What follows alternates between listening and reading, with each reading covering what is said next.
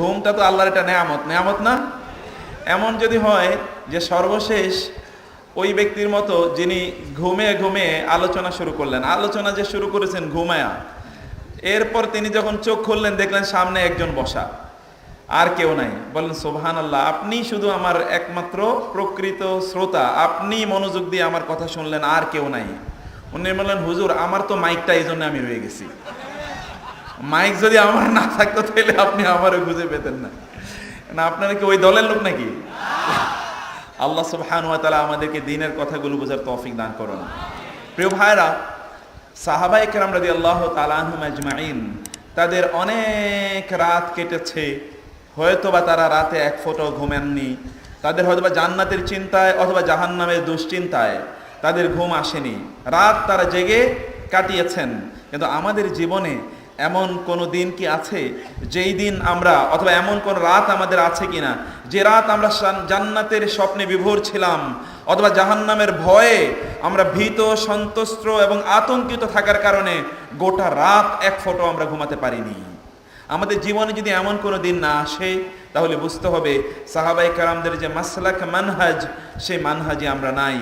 অন্যদিকে আমাদের জীবনে কিন্তু এমন অনেক গিয়েছে যে টেলিভিশন দেখতে দেখতে, খেলা দেখতে দেখতে, অথবা বিভিন্ন ধরনের কনসার্ট, নাটক ইত্যাদি দেখতে দেখতে আমাদের রাত কেটে গেছে। ফজরের আজান যে কখন দিয়েছে আমরা বুঝতেও পারি না। কখনো কখনো এমনও হতে পারে, এখানে দেয়ার আর মেনি স্টুডেন্টস, অনেকে আছেন আগামীকাল পরীক্ষা, এই পরীক্ষার প্রস্তুতির কারণে গোটা রাত জুড়ে তারা পড়েছেন পরীক্ষার প্রস্তুতির জন্য। এইরকম আমাদের জীবনে বহুবার গিয়েছে। কিন্তু আল্লাহ সুবহানাহু ওয়া তাআলা তার রাসূলের ব্যাপারে বলেছেন, ইয়া আইয়ুহাল মুযাম্মিলু কুমিল লাইলা ইল্লা কালিলা নিসফাহু আও ইনকুস মিনহু কালিলা আও জিদ আলাইহি ওয়া রাত্তিলিল কুরআনা তারতিলা ওয়া মিনাল লাইলি ফাতাহাজ্জাদ বিহি নাফিলাতাল লাক আসা আন ইয়াবআসাকা রাব্বুকা মাকামান মাহমুদা।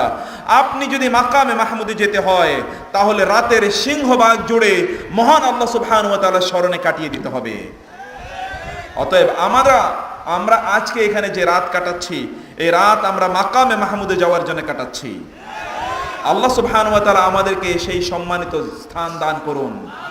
প্রিয় ভাইয়েরা, আমি একবার এই বিশ্বের এই মুহূর্তের শ্রেষ্ঠতম স্কলারদের মধ্যে একজন, তার একটা ইন্টারভিউ আমি শুনছিলাম।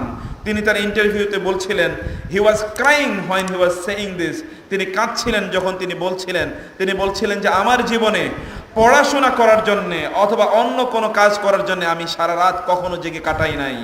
আমি যদি কোনো রাত জেগে কাটিয়ে থাকি তাহলে আমার রবের স্মরণে, তার জিকিরে অথবা তার কোরআন তেলাওয়াতে অথবা তার ইবাদতে, সালাতুত তাহাজ্জুদ অথবা কিয়ামুল লাইলে আমি রাতটা কাটিয়ে দিয়েছি। This is a man. এইরকম মানুষই আমরা চাই, যেই মানুষ, এই জন্য ইমাম গাজালি রাহিমাহুল্লাহ তিনি আইয়ুহাল ওয়ালাদ এই একটি গ্রন্থে তিনি বিস্তারিত আলোচনা করেছেন। তিনি বলেছেন, হে ছাত্র, তোমার যদি অবস্থা এমন হয় তুমি পড়াশোনা করার জন্য সারা রাত কাটিয়ে দিয়েছো, কিন্তু মহান আল্লাহ সুবহানাহু ওয়া তাআলার যিকির এবং আল্লাহ সুবহানাহু ওয়া তাআলার শুকর, আল্লাহর ইবাদত এবং কোরআন তেলাওয়াতের জন্য রাত কাটাওনি, তাহলে ফাওয়াইলুল লাক সুম্মা ওয়াইলুল লাক, তাহলে তোমার জন্য আমি দুঃখ প্রকাশ করা ছাড়া আর কিছুই করার নেই। প্রিয় ভাইরা, this is the night which you are spending for Allah. আপনারা এই রাতটি অতিক্রম করছেন মহান আল্লাহ সুবহানাহু ওয়া তাআলার ইবাদতের জন্য। আল্লাহ সুবহানাহু ওয়া তাআলা এই রাতটাকে কবুল করে নিন।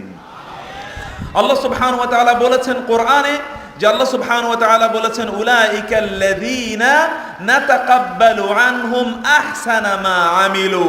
এই হচ্ছে সেই সকল লোক যাদের আমলের মধ্যকার শ্রেষ্ঠতম অংশগুলো আমি কবুল করে নেব এবং তার উপর ভিত্তি করে কিয়ামতের দিন নাজাতের ফয়সালা আমি তাদের জন্য করে দেব।